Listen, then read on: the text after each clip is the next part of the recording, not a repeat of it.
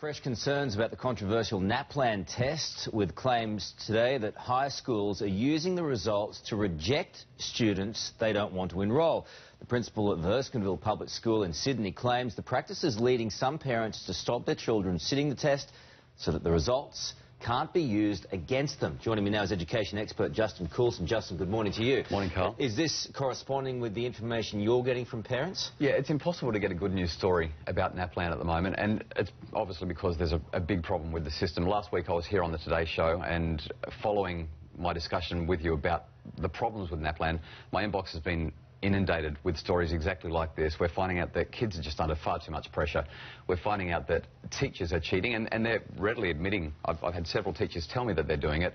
And further to that... What do you mean by cheating? Because that needs to be clarified. A lot of teachers do feel enormous pressure here too to specifically train children for that test as not part of an overall education, but how do they actually cheat? Yeah, not just training them, and we know that that's happening in the weeks leading up to the test, where the kids are sitting practice after practice after practice. But several teachers have emailed me and said, yeah, look, I post charts up around the wall because there's nothing in the rules that say that I can't do that, or I give the kids extra time because it's in the teachers' interests. And that's probably the big problem with the system, and that's what this story is really all about. We've got a system that's designed to use a very blunt instrument to assess how children are going.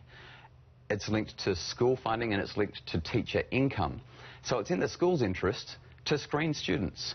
And if you've got a primary school student who's not doing well and they want to get into an out-of-area school, no matter how good their reason, they may have been bullied and are scared to go to the school down the road. They may have parents who have needs elsewhere, and because of work commitments or travel commitments, an out-of-area school is the preferable reason to go there. They can't do that if this screening is going on. And if the school's going to benefit from it with more money, more funding, better results on the My School website, why wouldn't they do it? In terms of a child moving schools or going to a different school, how does this other school access that child's NAPLAN results specifically? Speaking personally, we have had schools ask for it, and I know of many parents who have been told that when they fill in an out-of-school area form, they're to provide reports and NAPLAN results. I actually received an email from another education expert during the week who said, because of my stand in not allowing my kids to sit the NAPLAN, am I aware that my children may be disadvantaged in their high school efforts because of that? I presume this is selective schools that are doing this. It could just be out of area as well. Don't have to be selective. Okay, so you could be, say, for example, in one community trying to get into another school in another area.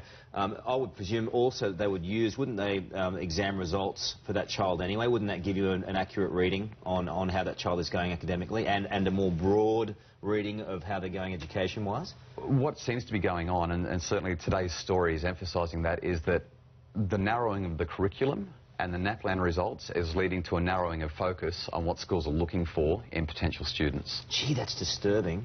Disturbing.